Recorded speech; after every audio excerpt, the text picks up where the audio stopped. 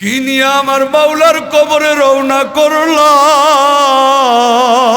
মালাকুল মউত যদি আইসা যায় কেউ বাঁচতে পারবা না।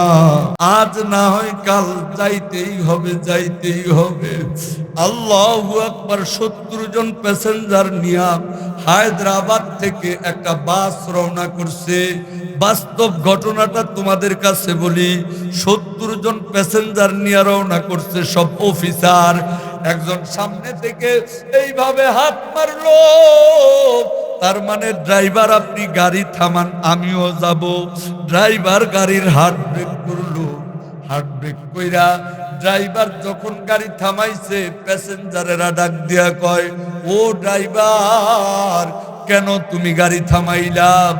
ড্রাইভার ডাক দিয়া কয়, আপনারা কি দেখেন না সামনে একটা লোক এইভাবে ইশারা দিয়েছে, গাড়ি থামাইতে বলছে, এই জন্য তো আমি গাড়ি থামাইছি।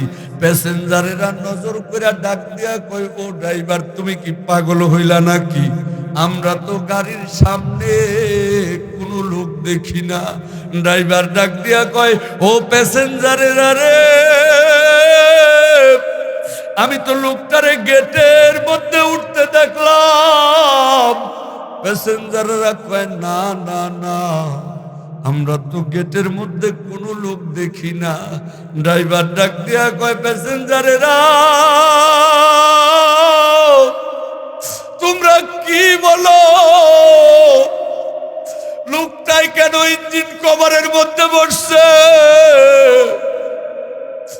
প্যাসেঞ্জাররা কয়, না, আমরা তো কাউরে দেখি না।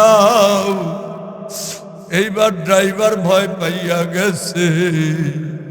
ড্রাইভার কয়, আমার গলার মধ্যে চিপ মাইরা কে ধরলো গো? আল্লাহু আকবার। হঠাৎ কইরা নজর কইরা দেখে ড্রাইভার হেলান দিয়া পইরা রইছে। বাজান রে,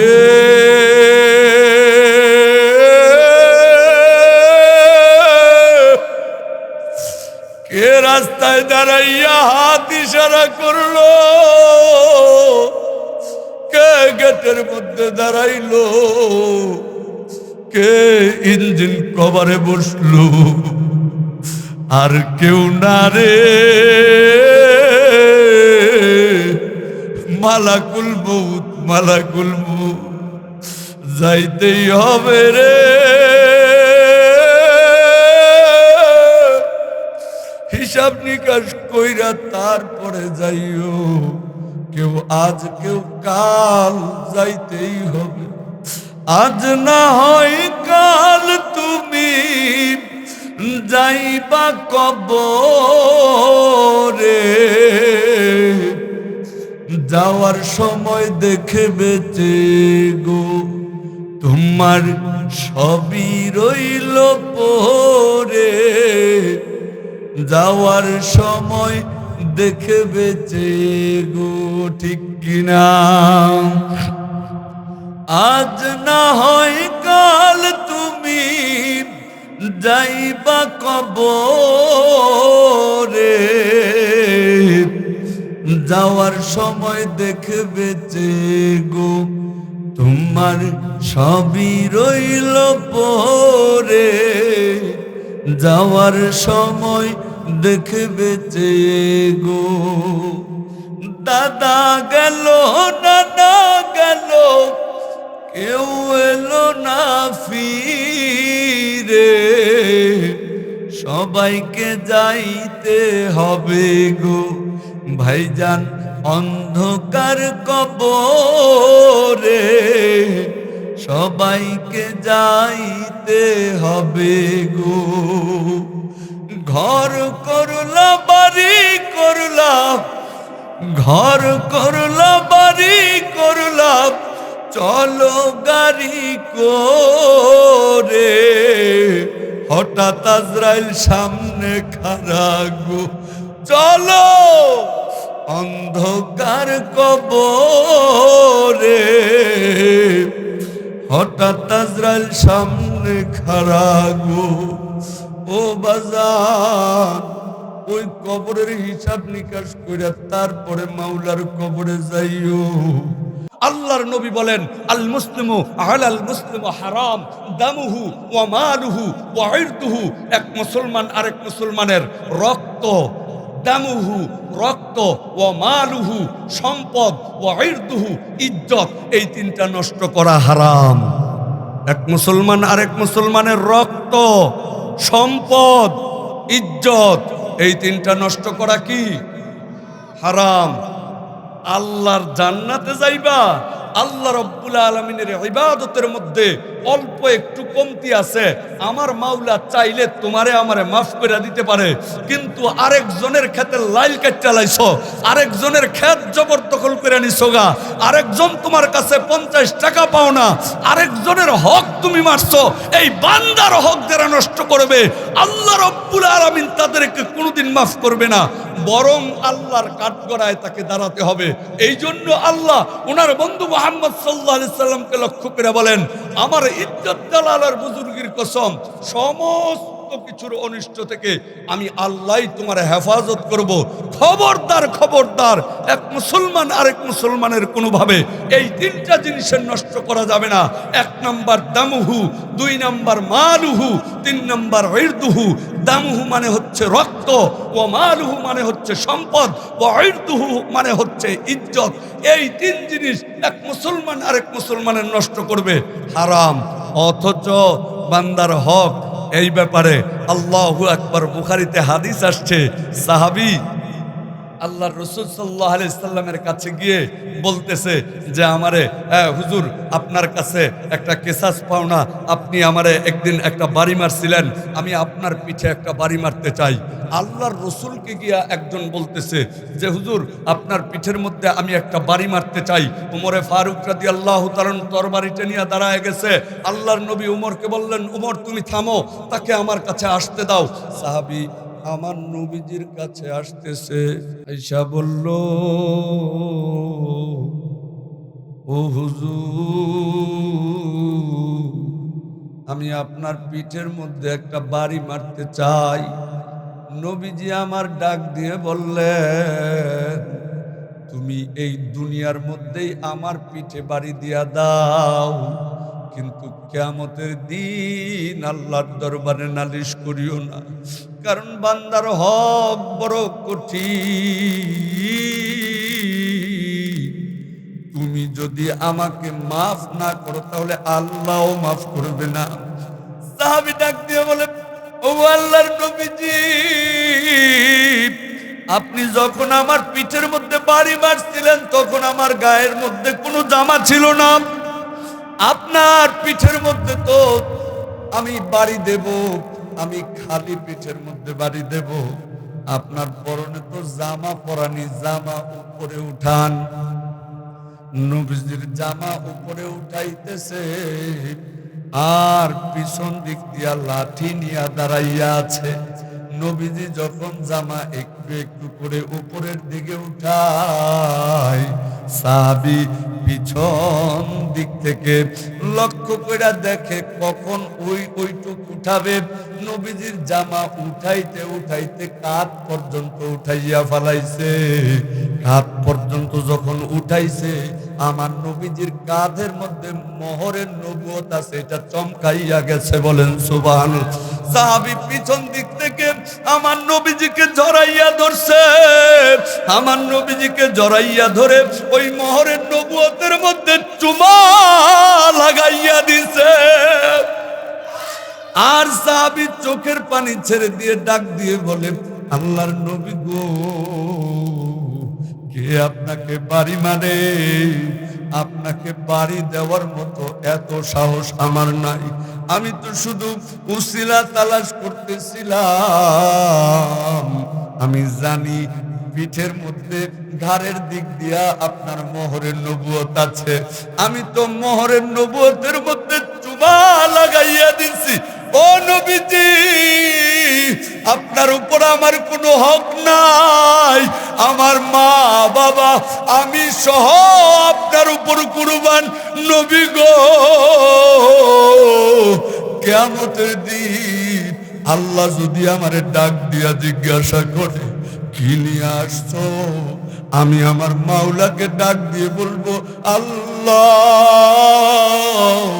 আজকের দিনে আমি কিছুই নিয়ে আসতে পারি নাই, তুমি একটু আমার ঠোঁট দুইটা পরীক্ষা করে দেখো, এখনো তোমার বন্ধুর মোহরের নবুয়তের ছোঁয়া আমার ঠোঁটের মধ্যে লাইগা রয়েছে। আল্লাহ ওই উসিলায় তুমি আমারে মাফ করে দাও। জোরে জোরে বলেন সুবহানাল্লাহ। ও বাজার,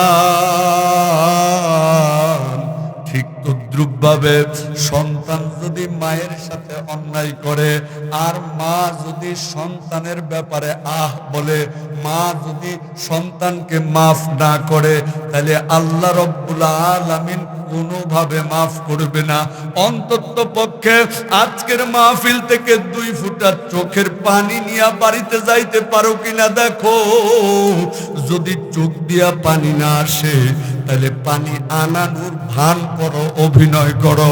কমসে কম মাসির মাথা পরিমাণ পানি যদি কোনো আল্লাহর বান্দার চোখ দিয়া বাহির হইয়া যায়, আমার মাওলা ওই যাহারা জাহান্নামের আগুন দিয়া জ্বালাবে না। মহিলা আমার নবীজির কাছে গিয়া ডাক দিয়া বলেন, নবী গো, আমার সন্তানরে আমি কোনোদিন মাফ করব না। আল্লাহর নবী ডাক দিয়া বলে, ও মহিলা, তুমি তোমার সন্তানকে মাফ করে দাও। যদি তুমি তোমার সন্তানকে মাফ না করো, আল্লাহ তোমার সন্তানরে মাফ করবে না। এটা বান্দার হক, মাফ করবে না, মাফ করবে না। বলে না, আমি আমার সন্তানকে মাফ করব না। কই হুজুর, আমার সন্তান এমন হইছে, এমন হইছে, আমি মা, আমার এই সন্তানটা আমি মায়ের পেটের মধ্যে লাথি মাইরা আমারে ফালায়া দিছে, আমি আমার এই সন্তানরে মাফ করব না। আল্লাহ রাব্বুল আলামিন নবীজিরে দেখায় দিছে, ওই মহিলার সন্তানের কবরে দাউ দাউ দাউ দাউ কইরা আগুন জ্বলে।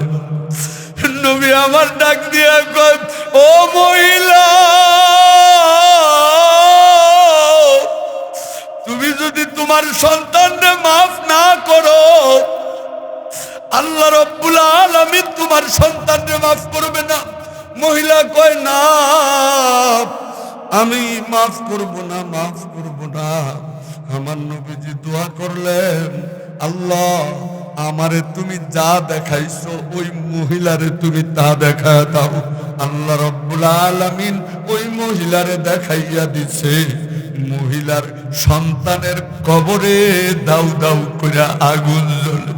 মহিলা একটা চিৎকার মাইরা ডাক দিয়া কয়, নবী গো, আমি আমার সন্তানরে মাফ করে দিলাম। ও মা, তোমার সন্তান রে আল্লাহু আকবার সঠিক শিক্ষা দিও গো মা। ও যুবক, আজকে যদি তুমি বলো, তাহলে বারবার 100বার তোমার পায়ে ধরতে রাজি আছি। তারপরেও আমার আল্লাহু আকবার এই কথাটা শুইনা আমলের নিয়ত কইরা তারপরে বাড়িতে যাইও। যুবক রে, তোমার মা তোমার জন্য, আমার মা আমার জন্য কত কষ্ট করছে রে যুবক। মা তোমারে আর আমারে গর্ভে নিয়া কত কষ্ট করছে। 4 মাস 5 মাস বয়স, মা তখন ইচ্ছা করলেই আর 1 কলসি পানি নিয়ে আগের মতো দৌড় মারতে পারে না, ঠিক কিনা? মা দৌড় মারতে পারে না, কারণ মানিক পেটের মধ্যে আসছে। মানিকের ক্ষতি হবে এমন কাজ মা করতে চায় না। ওই তো 6 মাস 7 মাস বয়স হইয়া যায়, একজন নিয়ে আইসা বলে, ও মা, এই খাবারগুলা তুমি খাও। মা মুখটা মুখটা কেমন জানি অন্যদিকে ফিরাইয়া নেয়, কয় না আমি খাবো না, আমি খাবো না।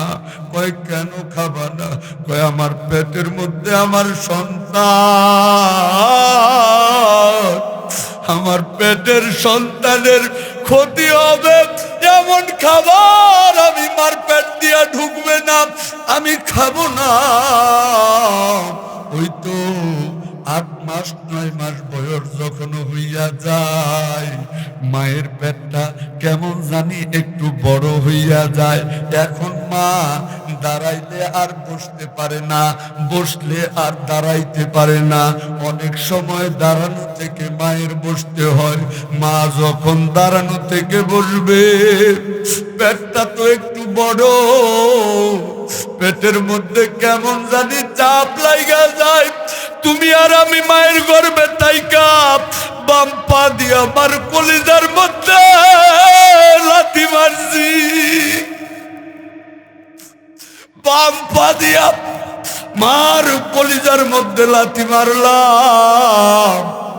মা কেমন জানি দাঁড়াইয়া যায়, আর কলিজা ফাটা চিৎকার দেয়, আর কয় কে কোথায় আছিস রে? আমি মনে হয় আর বাঁচবো না। সন্তান ভূমিষ্ঠ করতে গিয়া 1 বালতি পরিমাণ রক্ত বাইর হইয়া যায়, আবার কতক মা অজ্ঞান হইয়া যায়, মায়ের কোনো হুঁশ থাকে না। জ্ঞান যখন ফিরে আসে, গলা কাটা মুরগির মতো ছটফট করে, একবার ডান দিকে তাকায়, আবার বাম দিকে তাকায়, আর ডাক দিয়া কয় আমার সন্তান কই, আমার সন্তান কই। একজন নিয়ে আইসা সন্তানটা মায়ের কোলে দিয়া দেয়। সন্তানের দিকে এক নজর তাকাইয়া মা 10 মাসের কষ্ট ভুলা যায়। ও বাজান, অনেকে বাবার হক ঠিক মতো আদায় করে না, বাবারে বাবাই মনে করে না, অথচ ওই বাবার কাঁধে বৈশাখ কত প্রস্রাব করছো, বাবারে ভাত দেয় না। আমার এলাকায় ছিল, আমি 4 ভাইকে নির্ধারণ করে দিছিলাম প্রত্যেক মাসে 4 ভাই 100 করে টাকা বাবারে দিবেন, অথচ লক্ষ লক্ষ টাকার মালিক 100 করে টাকা দেবে, 4 ভাই বাবারে মাসে মাত্র 400 টাকা। কুলাঙ্গারেরা ওই বাবাকে 100 টাকা করে দেয় না। ওই বাবা ওই অভিশাপ নিয়ে দুনিয়া থেকে বিদায় হয়েছে। বাবার হক আদায় করে না সন্তান, আবার অনেক জায়গায় সন্তানের হক বাবা আদায় করে না। ও বাজার, অনেকের বাবা অন্ধকার কবরে, সন্তানের উচিত বাবার কবরের কাছে গিয়া বাবার জন্য দোয়া করা, অথচ বাবাই কবরে, সন্তান বছরের পর বছর বাবার কবরে যায় না। আছে না নাই? আছে না নাই? অথচ বাবাই কবরের মধ্যে থাইকা কলিজা ফাটার চিৎকার দেয়, আর ডাক দিয়া কয় আমি বড় মুসিবতে আছি। ও আদরের সন্তান, যে বিল্ডিংটা তুমি থাকো, ওই বিল্ডিংটা কিন্তু আমি বানাইয়া দিছিলাম, আমি কিনা দিছিলাম। ও সন্তান, যেই জমিনটার মধ্যে তুমি লাঙ্গল জোয়াল নিয়ে যাও, যেই জমিনটার মধ্যে ট্রাক্টর চালাও, যেই জমিনটার মধ্যে ফসল ফলাও, ওই জমিনটা কিন্তু আমি দিছি। আমার দেয়া জমিন পাইলাম, আমার দেয়া বিল্ডিং পাইলাম, আমার দেয়া গাছ গাছালি পাইলাম, তুমি খাইলা। আমি বাবা অন্ধকার কবরে মুসিবতে আছি। তুমি মনে হয় বাবার কবরে আইসা একটু দোয়াও করতে পারো না, দোয়াও করতে পারো না। বাবাই কবরে মুসিবতে আছে। বাবাই কেমনে আছে? মুসিবতে কেমনে আছে? মুসিবতে আছে। বাবাই কবরে থাইকা কেমন জানি কলিজা ফাটা চিৎকার দেয়ার কয় বড়ই মুসিবতে আছি, কইও আমার বাড়িতে যাইয়া, তোমরা কে যাও রে ভাই আমার কবরের পাশ দিয়া, বড় মুসিবতে আছি, কইও আমার বাড়িতে যাইয়া। তারা যেন দোয়া করে, আল্লাহ রাস্তায় দান করে। তারা যেন দোয়া করে, আল্লাহ রাস্তায় দান করে। সে সোয়াব পাবো আমি কবরে শুইয়া, বড়ই মুসিবতে আছি, কইও আমার বাড়িতে যাইয়া। ভয়াবহ কঠিন আযাব ওই কবরের ভিতরে, বাঁচার কোনো উপায় নাই রে।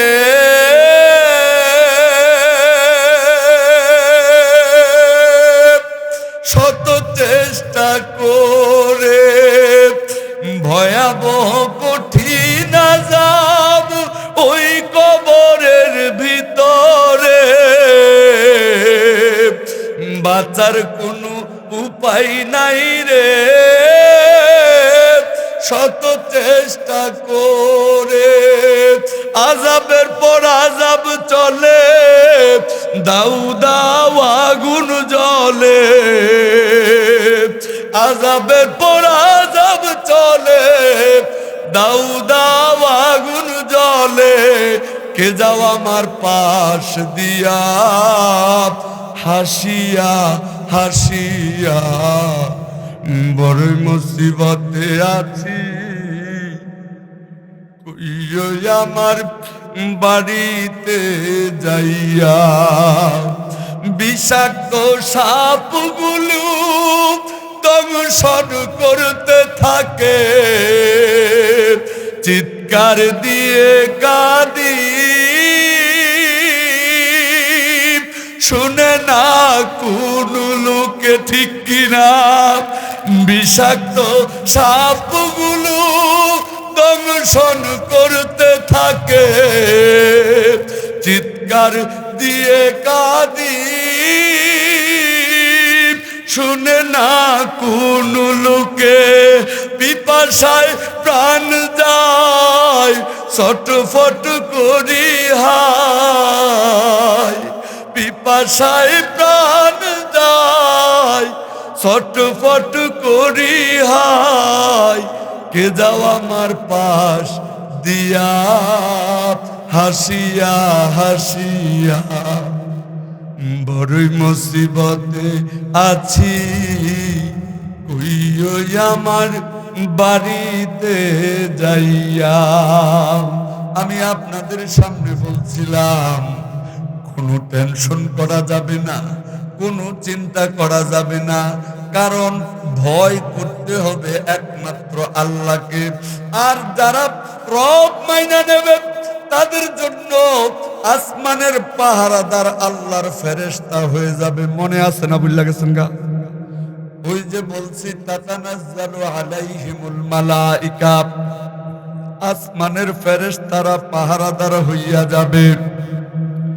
এই ঈমানদার বান্দা, ওই বান্দা যদি শুধুমাত্র বান্দার হক নষ্ট না করে, আমার মাওলাকে রব হিসাবে মানে, ওই আল্লাহর বান্দা যখন মৃত্যুর সময় হইয়া যায়, ফেরেশতা আল্লাহু আকবার আল্লাহর বান্দার সামনে হাজির হইয়া যায়। আল্লাহর বান্দার সামনে ফেরেশতা হাজির হইয়া ডাক দিয়া কয়, ও আল্লাহর বান্দা, আল্লাহ তাখাফু, তোমার কোনো ভয় নাই, ওয়ালা তাহজানু, তোমার কোনো চিন্তাও নাই, ওয়া আবশিরু বিল জান্নাহ, এ আল্লাহর বান্দা তুমি সুসংবাদ গ্রহণ করো, বিল জান্নাহ, এই জান্নাতের তাফসীরের মধ্যে আসছে ফেরেশতা জান্নাতরা হাতের তালুর মধ্যে তুলে ধইরা ধইরা সামনে ধইরা রাখবে সুবহানাল্লাহ। ফেরেশতা হাতের তালুর মধ্যে জান্নাত তুলে ধরবে আর বলবে আল্লাহ তাখাফু, তোমার কোনো ভয় নাই, ওয়ালা তাহজানু, তোমার কোনো চিন্তা নাই, ওয়া আবশিরু, সুসংবাদ গ্রহণ করো, বিল জান্নাহ, এই জান্নাতের। আল্লাহর বান্দা, ইমানদার বান্দা, আল্লাহকে রব মান্যওয়ালা বান্দা, বান্দার হক নষ্ট না করা বান্দা, আল্লাহ রাব্বুল আলামিনের ফেরেশতা যেই জান্নাত হাতের তালুর মধ্যে ধরে রাখবে, ওই জান্নাতের দিকে নজর কইরা তাকাইয়া তাকাইয়া হাসতে হাসতে দুনিয়া থেকে বিদায় হইয়া যাবে। সুবহানাল্লাহ। ওই আল্লাহর বান্দা যখন কবরে চলে যায়, ফেরেশতা কবরের মধ্যে হাজির হইয়া যায়। ফেরেশতা আল্লাহর বান্দারে ডাক দিয়া কয়, আল্লাহর বান্দা তোমার কোনো টেনশন লাগে নাকি? আল্লাহর বান্দারে লক্ষ্য কইরা ফেরেশতা ডাক দিয়া কয়, নাহনু আউলিয়াউকুম ফিল হায়াতিদ দুনিয়া ওয়া ফিল আখিরাহ। ও আল্লাহর বান্দা, দুনিয়ার জমিনে আমরা ছিলাম তোমার বন্ধু, এখন কবরে, হাসরে, মিজানে, ফুলসিরাতে, সব জায়গায় আমরা ফেরেশতারা তোমার বন্ধু। বলেন সুবহানাল্লাহ। এ আল্লাহর বান্দা, ওই দিকে একটু নজর কইরা দেখো। আল্লাহর বান্দা কবরের ভিতর থেকে নজর কইরা দেখবে, কবর থেকেই জান্নাত দেখা যায়। জোরে কয় না? কবর থেকেই জান্নাত দেখা যায়। ফেরেশতা আল্লাহর বান্দাকে ডাক দিয়া জিজ্ঞাসা করে, আল্লাহর বান্দা রে, আমার মাওলা তোমারে ওই জান্নাতটা যে দান করছে, ওই জান্নাতের মধ্যে তোমারে কি দেবে তুমি জানো নাকি? কয় কি দেবে? ফেরেশতায় কয়, মা তাশতাহি আনফুসুকুম, তোমার মনে যা চায় আমার আল্লাহ তোমারে তাই দান করবে। বলেন সুবহানাল্লাহ। সুতরাং আজকে থেকে ওয়াদা করেন, মায়ের হক নষ্ট করব না, বাবার হক নষ্ট করব না, আরেক মুসলমানের ক্ষতি করব না, আরেকজনের ক্ষেতের লাইল কাটব না, আরেকজনকে অন্যায়ভাবে থাপ্পড় মারব না, আরেকজনের উপর জুলুম করব না, অন্যায় করব না, আরেকজনের রক্ত নষ্ট করব না, আরেকজনের সম্পদ নষ্ট করব না, আরেকজনের ইজ্জতের উপর আঘাত আনব না। যদি আজকের মাহফিল থেকে এই নিয়ত কইরা তওবা কইরা যাইতে পারেন, আমার ধারণা আল্লাহ রাব্বুল আলামিন আপনাকে মাফ করে দেবে। এই জন্য আজকে থেকে খুঁজা খুঁজা তালাশ করবেন, কে আমার কাছে টাকা পাওনা, তার পাওনা পরিশোধ করব। কোন আত্মীয়র সাথে আমি কথা বলি না, তার সাথে আমি গিয়ে উক্তি পেরে আমি নিজে নিজে কথা বলবো। কোন আত্মীয়তার হক নষ্ট করলাম, ওই আত্মীয়দের খোঁজ খবর নেব। ও বাবার সাথে খারাপ ব্যবহার করলাম, পায়ে ধরে মাপ চাইয়া নেব। মায়ের সাথে খারাপ ব্যবহার করলাম, পায়ে ধরে মাপ চাইয়া নেব। যদি বাবা মা জীবিত থাকে তাহলে বাবা মার পায়ে ধরে মাপ চাবো। যদি বাবা মা জীবিত না থাকে তাহলে বাবা মার কবরের কাছে গিয়া আল্লাহর কাছে মাপ চাবো। যদি আজকে এই ওয়াদা করতে পারি, দিলটা সাক্ষী দেয়, এই 3 দিন ব্যাপী তাফসীরুল কুরআন মাহফিলটা আল্লাহর দরবারে কবুল হবে। এমন কে কে রাজি আছো? একটু দাঁড়াইয়া আল্লাহরে দেখায় দাও, দাঁড়ায়া আল্লাহরে দেখায় দাও, আল্লাহরে দেখায় দাও, দেখায় দাও, আল্লাহরে দেখায় দাও। আল্লাহ গো, দাঁড়ায় থাকেন, দাঁড়ায় থাকেন, দুইটা হাত তুলেন উপরের দিকে। আল্লাহ গো,